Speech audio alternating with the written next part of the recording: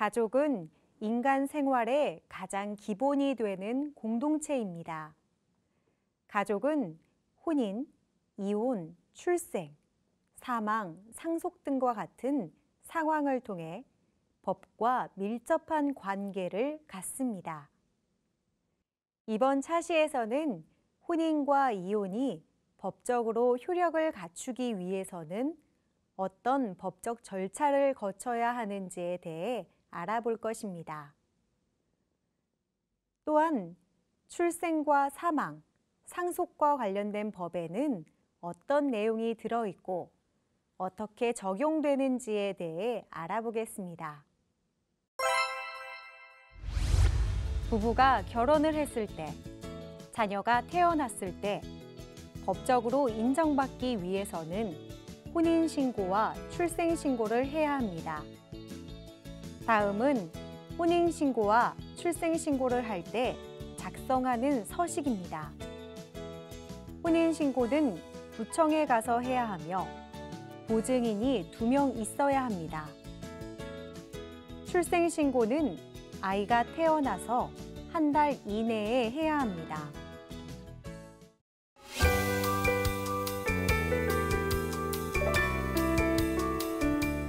우리가 태어나서 자라며 죽음에 이르기까지 삶의 모든 과정은 모두 법과 관련되어 있습니다. 남녀가 만나 결혼해서 가정을 꾸리고 자녀를 낳아 기르는 가정생활도 법과 밀접한 관련이 있습니다. 김철수 씨와 이영희 씨의 사례를 통해 알아보겠습니다. 서로 사랑하는 사이인 철수 씨와 영희 씨가 결혼식장에서 결혼식을 올렸다면 이제 두 사람은 부부가 된 것일까요? 그렇지 않습니다. 한국에서는 혼인이 법적으로 효력을 인정받기 위해서는 혼인신고를 해야 합니다. 만약 혼인신고를 하지 않고 함께 살기만 한다면 혼인신고를 한 부부처럼 보호받기 어렵습니다. 예를 들어 철수 씨와 영희 씨가 혼인신고를 하지 않은 상태에서 철수 씨가 사망하였다면 영희 씨는 법적인 부부가 아니기 때문에 철수 씨의 재산을 물려받을 수 없습니다.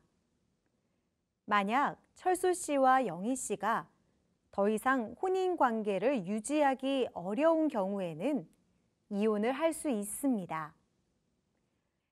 이혼은 두 사람 모두 이혼에 동의해서 하는 협의 이혼과 어느 한쪽만이 이혼을 원할 때 법원의 판결에 따라 이혼을 하는 재판상 이혼으로 나뉩니다. 재판상 이혼은 배우자가 부정한 행위를 하거나 배우자를 제대로 돌보지 않는 것과 같은 정당한 이혼 사유가 있을 때만 가능합니다. 이혼을 하게 되면 결혼 생활 중 만들어진 재산을 나누어 줄 것을 요구할 수 있습니다. 또한 이혼의 책임이 있는 배우자에게 정신적인 고통에 대해서도 위자료를 청구할 수도 있습니다. 자녀가 있을 경우에는 자녀의 양육자를 정하고 양육비를 공동으로 부담해야 합니다.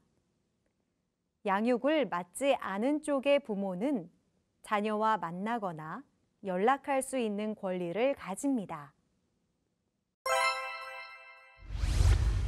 가정법원을 별도로 둔 것은 가정에서 생기는 분쟁이 개인의 사적인 생활에 속하는 것이라는 점에서 일반적인 민사소송과 다르고 청소년 관련 사건은 가정 문제와 밀접한 관계가 있어서 이 둘을 함께 묶는 것이 적절하다고 보았기 때문이다.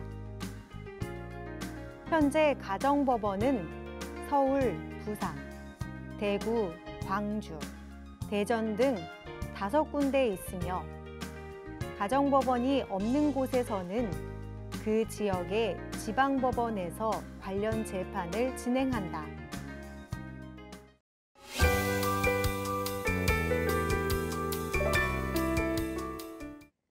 철수 씨와 영희 씨가 결혼한 뒤 몇 년 후 두 사람 사이에서 아이가 태어났습니다. 이 아이는 어떻게 한국 국민으로 인정받게 되는 것일까요?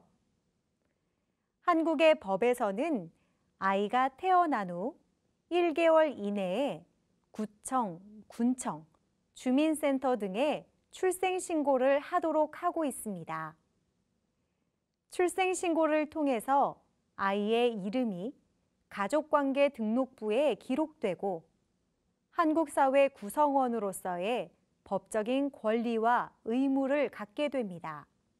그렇다면 사람이 사망하게 되었을 때에는 어떨까요? 그때에도 출생과 마찬가지로 사망신고를 해야 합니다. 사람이 사망하면 상속이 이루어지게 되는데 일정한 요건을 갖춘 유언이 있을 경우에는 그 유언에 따라 상속이 이루어지지만 그렇지 않은 경우에는 법에서 정한 대로 상속이 이루어집니다. 한국의 법에서는 유언이 법적 효력을 갖기 위해 갖추어야 할 요건을 엄격하게 규정하고 있습니다. 왜냐하면 유언은 유언을 남긴 사람이 사망한 이후에 효력을 갖기 때문에 그 유언이 사망한 사람의 뜻인지를 사망한 후에 확인하기가 어렵기 때문입니다. 한편 유언이 없을 경우에 대비하여 한국의 법에서는 상속을 받는 대상과 순위, 비율을 정해놓고 있습니다. 상속 순위에 따라 순서대로 상속을 받을 수 있는데 앞순위의 사람이 상속을 받으면 뒷순위의 사람은 상속을 받을 수 없습니다. 또한 배우자의 경우 자녀 등과 함께 상속을 받을 경우 다른 사람의 1.5배를 상속받습니다. 예를 들어 철수 씨가 부인 영희 씨, 딸 한나, 아들 둘이를 남기고 사망하였다면 영희 씨와 한나, 둘이가 철수 씨가 남긴 유산을 각각 1.5대 1대 1의 비율로 나누어 갔습니다. 주의할 점은 상속을 받을 때에는 재산뿐만 아니라 빚도 물려받는다는 것입니다. 만약 유산 중 재산보다 빚이 더 많을 때에는 아예 상속을 받지 않거나 물려받는 재산의 한도 내에서 빚을 갚을 방법을 선택할 수 있습니다. 부부가 협의 이혼을 원하는 경우에도 이혼을 하는 것이 정말 더 나은 선택인지 일정한 기간 동안 다시 한번 생각해 보도록 하는 제도가 있는데 이를 이혼 숙려 제도라고 합니다.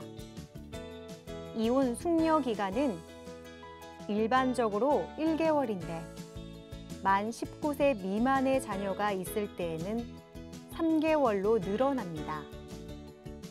다만 가정폭력과 같이 특별한 사정이 있을 경우에는 그 기간이 줄어들거나 면제되기도 합니다. 숙려 기간이 끝난 후에도 부부가 모두 이혼하기를 원한다면 이혼 절차가 진행됩니다. 서로의 상황을 한 번 더 배려하고 생각해 보는 것은 어떨까요? 혼인과 이혼. 혼인. 법적인 부부로 인정받기 위해서는 혼인신고가 필요함. 부부는 부양, 동거, 공동생활에 대한 책임을 져야 함. 이혼. 이혼의 방법에는 협의 이혼과 재판상 이혼이 있음. 이혼 시 배우자는 재산을 나눠줄 것을 요구할 수 있고 자녀의 양육자와 양육비를 공동으로 부담함.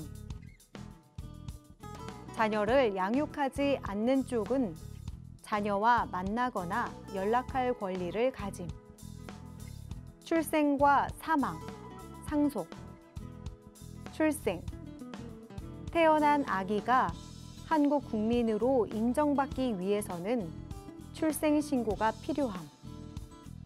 사망. 사람이 사망하면 사망 신고를 해야 하며 상속이 이루어짐. 상속. 상속에는 유언에 따른 상속과 법에 따른 상속이 있음. 법에 따른 상속의 경우 상속 대상, 순위, 비율이 정해져 있음. 상속에는 빚과 재산이 모두 포함.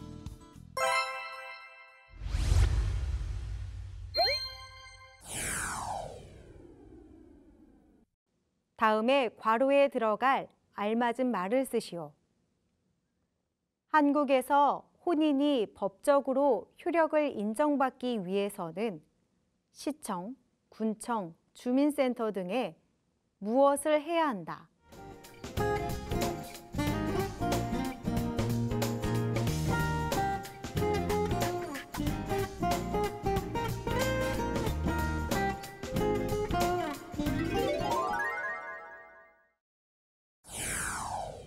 상속에 대한 다음의 글을 읽고 내용이 맞으면 O, 틀리면 X를 표시하시오. 1. 앞순위의 사람이 상속을 받으면 뒷순위의 사람은 상속을 받을 수 없다. 2. 배우자의 경우 다른 상속인과 공동으로 상속을 받을 경우 2배를 상속받는다. 3. 상속받을 때에는 재산뿐만 아니라 빚도 함께 물려받는다.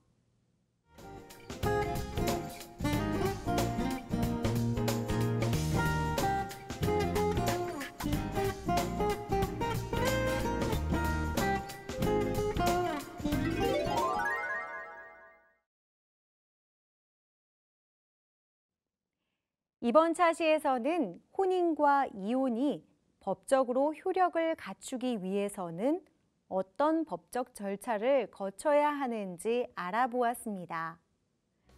다음 차시에서는 범죄와 형벌, 그리고 범죄의 개념과 기본 원칙, 종류에 대해서 확인해 보겠습니다. 감사합니다.